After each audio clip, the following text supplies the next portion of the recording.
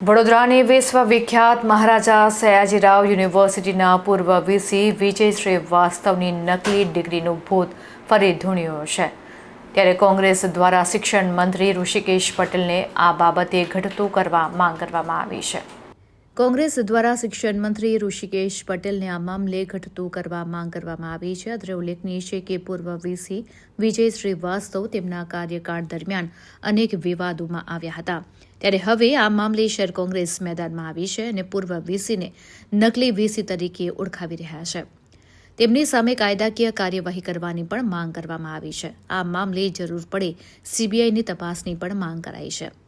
આ પૂર્વ વીસીની નિમણૂક કરનાર સામે પણ કાર્યવાહી કરવાની માંગ કરાઈ છે. કોંગ્રેસ દ્વારા શિક્ષણ બચાવો અભિયાન અંતર્ગત મેદાનમાં ઉતરી છે અને પૂર્વ વીસીની નકલી ડિગ્રીને લઈને યુનિવર્સિટીના ગૌરવવંતા ઇતિહાસને ઠેસ પહોંચી છે, જેથી પગલાં ભરવાની કોંગ્રેસે ઉગ્ર માંગ કરી છે.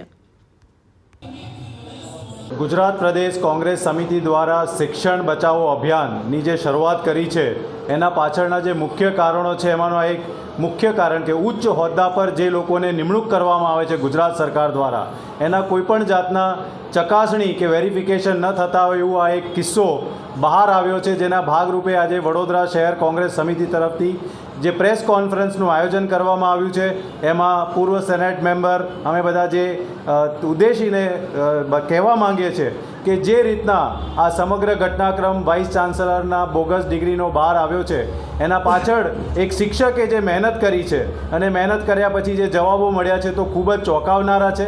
અને ખાસ કરીને જ્યારે સર્વોચ્ચ પદ માટે કોઈ વ્યક્તિ એના લાયકાત ના હોય અને એ લાયકાત વગરના વ્યક્તિને જ્યારે નિમણૂક કરવામાં આવે તો એ નિમણૂક કરવા પછી શિક્ષણના જે સ્તર નીચે ગયા છે ગુજરાતમાં એનો ઉત્તમ ઉદાહરણ આ એક પ્રસ્થાપિત થાય છે. અમારા તરફથી જે માંગણીઓ છે વધુ એ અમારા સેનેટ મેમ્બર કપિલભાઈ આપને જણાવશે. મહારાજા સયાજીરાવ યુનિવર્સિટીની અંદર જે નકલી કુલપતિ વિજયકુમાર શ્રીવાસ્તવની નિમણૂક થઈ ત્યારથી લઈને હજી પણ આ કારસો ષડયંત્ર ભારતીય જનતા પાર્ટી સરકારનું, માનનીય શિક્ષણ મંત્રી ઋષિકેશ પટેલનું અને ગુજરાતના ઘણા બધા આઈએએસ અધિકારીઓનું હજી થમતું નથી કે કેમ વિજયકુમાર શ્રીવાસ્તવની સામે કોઈ પગલાં ભરવામાં આવતા નથી.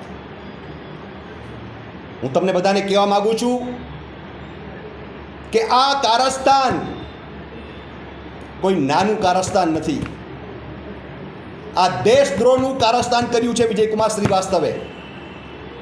તો પણ ભારતીય જનતા પાર્ટી, જેના મંત્રી શિક્ષણ મંત્રી ઋષિકેશ પટેલ અને ઘણા આઈએએસ અધિકારીઓ આ વિજયકુમાર શ્રીવાસ્તવ નકલી કુલપતિને બચાવી રહ્યા છે.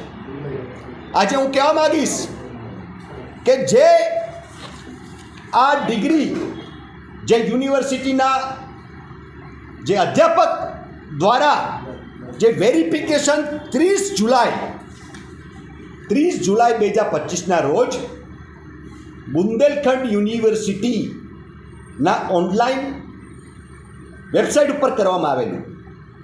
તમને હું વાત કરું તો આ વ્યક્તિગત કોઈ પણ માણસ આ વેરિફિકેશન માટે કરે તો એ આ બુંદેલખંડ યુનિવર્સિટી એ માહિતી નથી આપતી.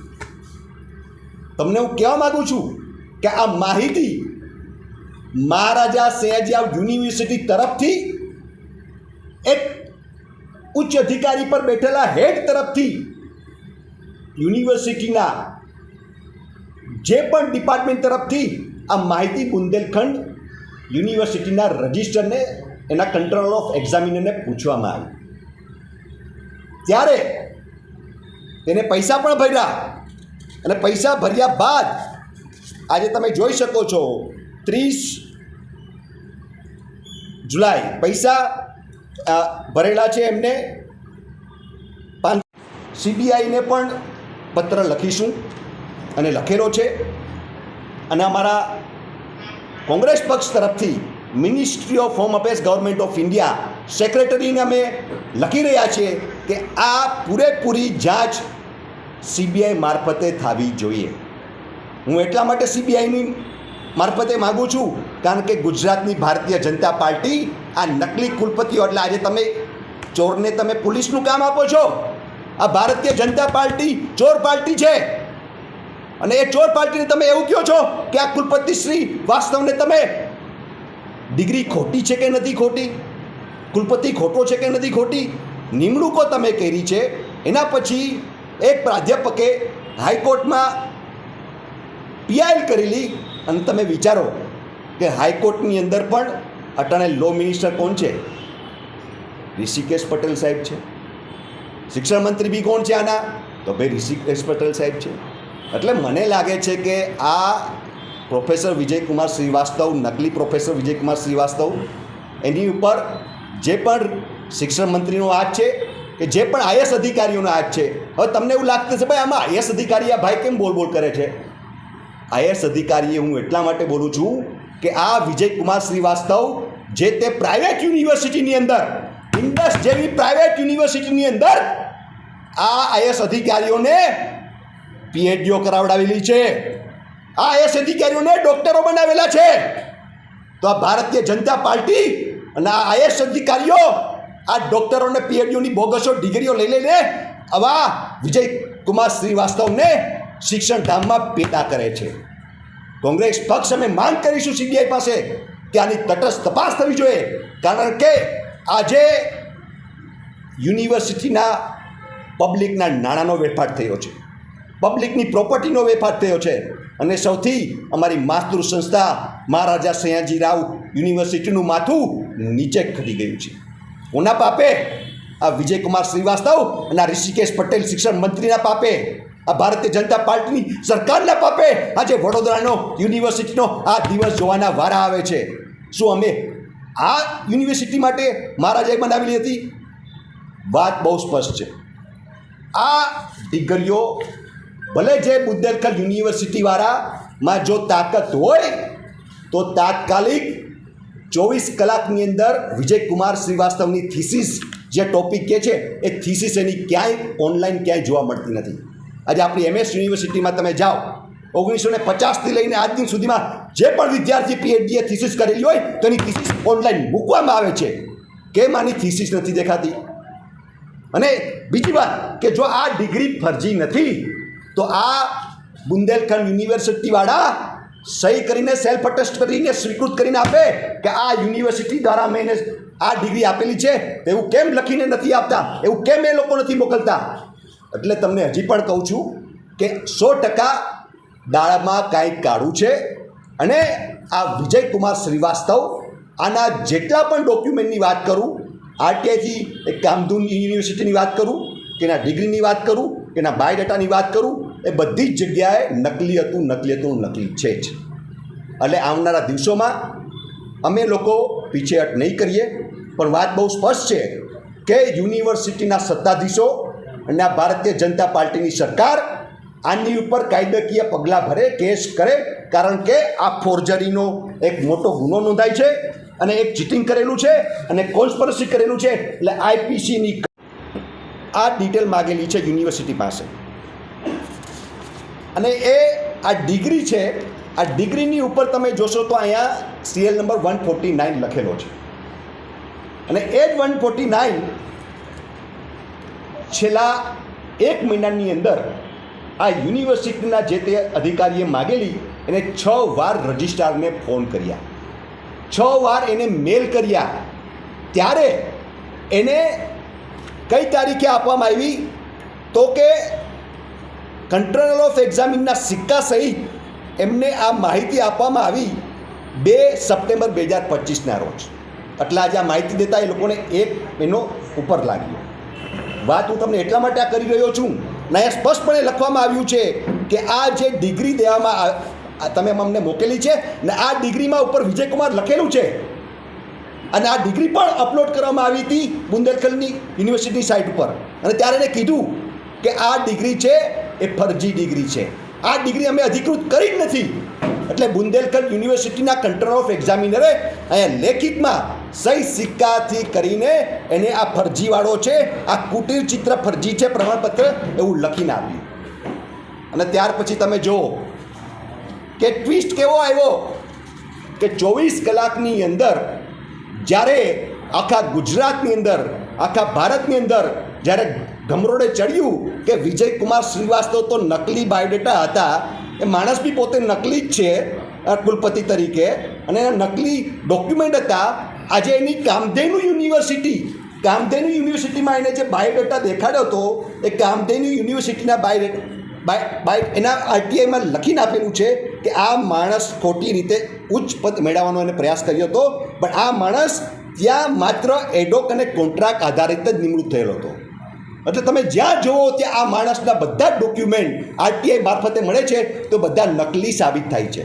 પણ જે રીતે ગઈકાલે સાંજે આ બુંદેલખંડ યુનિવર્સિટીના જે રજિસ્ટર તમે જોવો છો ત્યાં કોઈ સહી કરી નથી, અહીં ખાલી લીટો માર્યો છે. રાજ બહાદુરની આના રજિસ્ટર કોણ છે જેને ખાલી લીટો માર્યો છે, કોઈ સિક્કા નથી માર્યા, બરાબર. અને એ પાછું અહીંયા એવું કહે છે કે ભાઈ 149 સિરિયલ નંબર, બરાબર. એવું તો આમાં કંઈ એ લોકો જલ્દી કહેતા જ નથી કે ભાઈ આ માણસે તમને એવું લખેલું કે વિજયકુમાર શ્રીવાસ્તવ તમે ડિટેલ માગેલી, પણ આ માણસ તો વિજયકુમારને મળેલી જ છે. અરે ભાઈ, વિજયકુમારની તમને ઓલરેડી તમને ડિગ્રી અપલોડ કરીને આપેલી, તો તમે આ ડિગ્રી તમે નામથી તમે વેરિફિકેશન કરીને આપ્યું હતું કે આ ડિગ્રીથી વેરિફિકેશન કરીને આપ્યું હતું?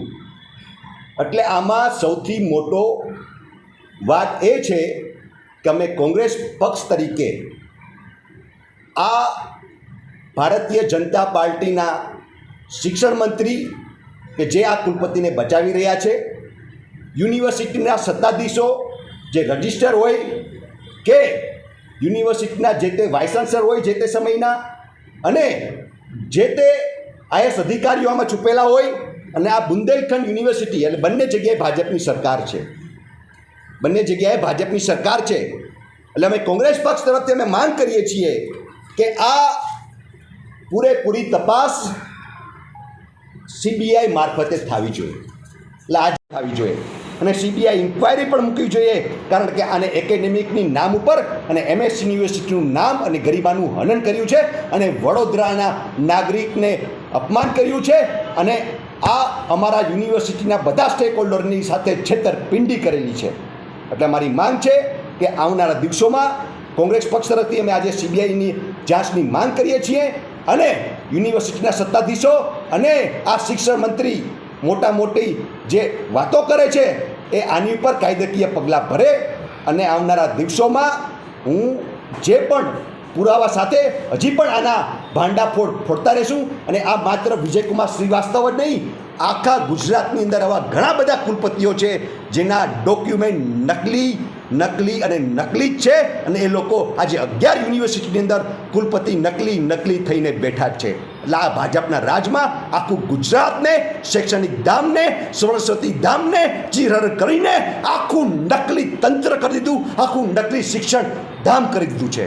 હું મારા સાથીદાર છેલ્લા ઘણા વર્ષોથી ભાજપની સરકાર અહીંયા આરૂઢ છે, ત્યારે વખતો વખત આવા ઘણા કિસ્સાઓ આપણી સમક્ષ આ બહાર આવ્યા છે.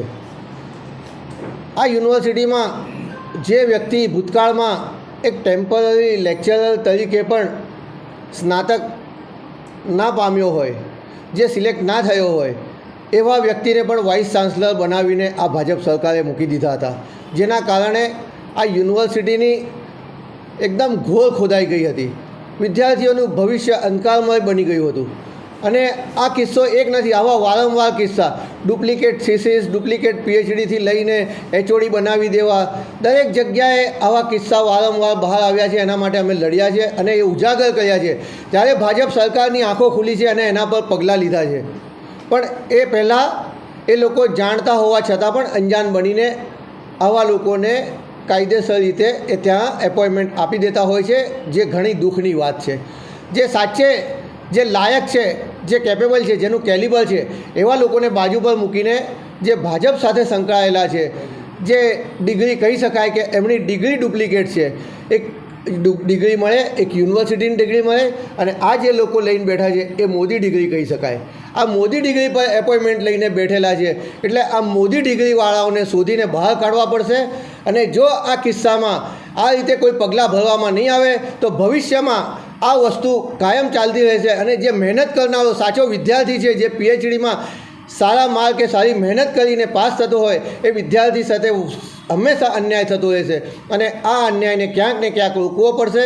એના માટે અમે આ પહેલ કરી છે અને એના માટે આપ સૌ પણ અમારી સાથે હશો. આ પ્રજાએ સાથે રહીને આ ચળવળમાં હિસ્સો લેવો પડશે એવી અમારી સૌને અપીલ છે. તો આ માટે આ સરકાર દ્વારા કડક પગલાં લેવાય, સીબીઆઈની માંગ સાથે અમે આ લડત ઉપાડી છે અને એને અમે આગળ ધપાવીશું. ઓકે.